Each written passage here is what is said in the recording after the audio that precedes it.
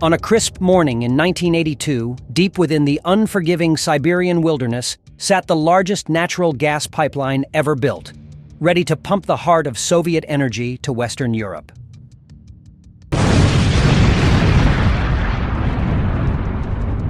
Then, without warning, a sudden earth-shattering explosion tore through the Siberian silence. This was the largest non-nuclear explosion in human history, a deliberate act that not only sent the pipeline up in flames, but also destroyed the Soviet Union's chances to win the Cold War. During the Cold War, the world was split by different beliefs and a tough race for power in areas like space, technology, and especially energy. In this tense environment, a major discovery in 1966 changed energy politics. In the remote Siberian Urengoy gas field lay one of the largest natural gas reserves ever found, a significant boon for the Soviet Union. Eager to assert its strength and secure its economic future, the Soviet Union saw this as an opportunity to not only meet its own energy needs, but also to become a key energy supplier to Western Europe. This strategic move aimed to enhance its influence in Western Europe, altering the balance of power and introducing a new dimension to the Cold War's geopolitical chess game. The Soviet Union faced huge challenges in building the massive pipeline over 4,000 kilometers long through Siberia's tough frozen land. This huge project needed a lot of resources and the latest technology. So the Soviet Union looked to Western countries for help, finding many companies ready to work for a big payout, even though this meant working with Cold War rivals. The US, wary of the Soviet Union's expanding influence in Europe through energy dependence, viewed the construction of the pipeline with concern. The involvement of Western technology and contractors in this Soviet project presented both a risk and a strategic opening for the US. The crackdown on protesters and the establishment of martial law in Poland in 1981 provided the US with a pretext to act, leading to the imposition of sanctions aimed at halting the pipeline's progress. The sanctions didn't work as well as the US hoped. Many European countries chose to ignore them because they wanted the cheap energy Russia offered, letting the project continue. The Soviet Union got most of what they needed, but they couldn't get the advanced computer software required to run the pipeline.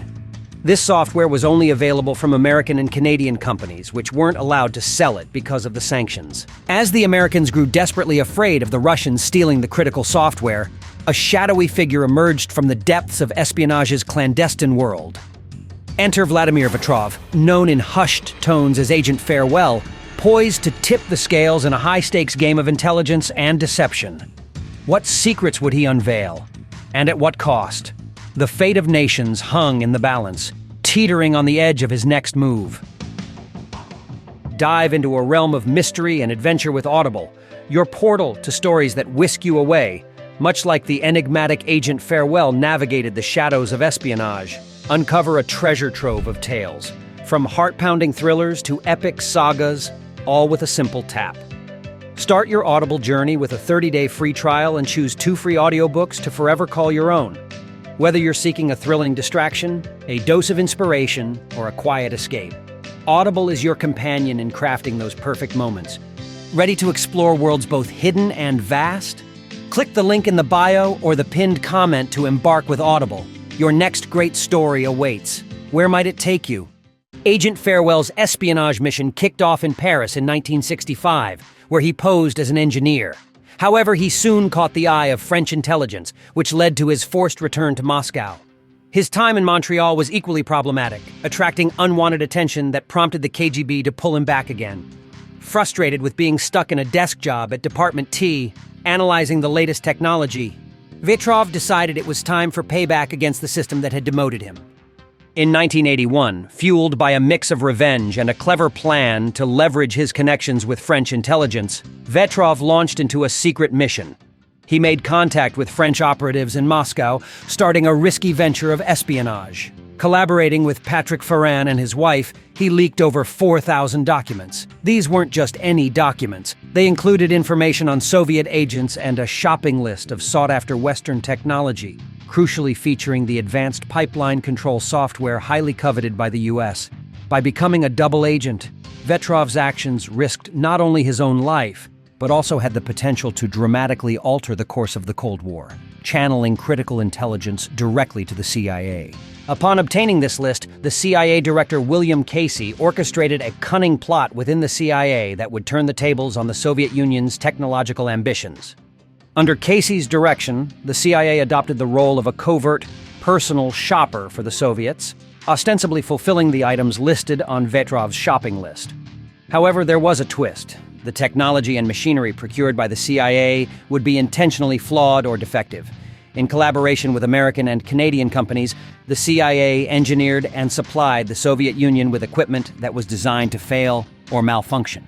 The CIA, with its precise intelligence of which company would be the target for the coveted software, swiftly coordinated with their Canadian counterparts. Together, they approached the targeted Canadian company, briefing them on the impending security breach and persuading them to participate in a scheme that would turn the tables on the Soviets. The plan was to embed malicious code within the software, a digital time bomb programmed to disrupt the pipeline known as a Trojan horse. A Trojan horse in the realm of computer science is a malicious program that misleads users of its true intent. In this case, the Trojan was programmed to awaken months after installation, suddenly instructing the pipeline's control systems to ramp up the gas pressure to catastrophic levels. This digital time bomb was set to trigger an explosion that would not only destroy the pipeline, but also send a clear message to the Soviet Union about the risks of underestimating their adversaries. The operation required meticulous planning and execution. The compromised software, stored on a floppy disk as was customary for the era, was left seemingly vulnerable to theft. The KGB agent, as anticipated, broke into the company's premises, stole the disk, and unwittingly carried back to Siberia the very tool of their undoing. By January 1982, just weeks after the CIA had first acted on information from the shopping list, the stage was set.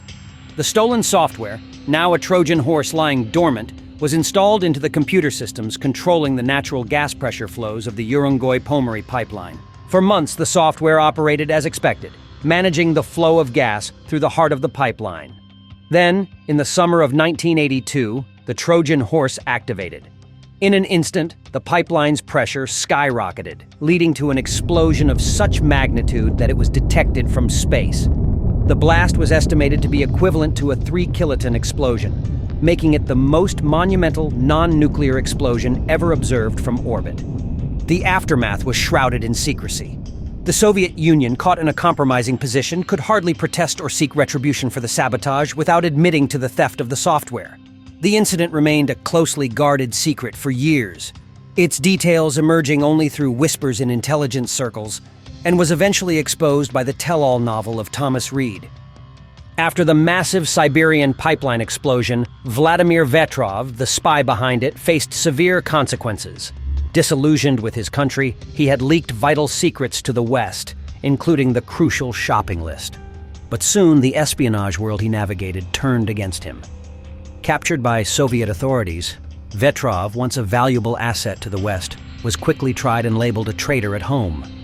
His trial was hidden from the public, highlighting the dangers of crossing the Soviet regime, despite his tragic end. In the West, Vetrov is remembered as a hero. Thanks for diving into this incredible story with us. If you enjoyed it, please hit the like button and subscribe to Tech Disasters for more stories where technology meets unexpected turns. Your support lets us bring more stories like this to light. See you in the next video.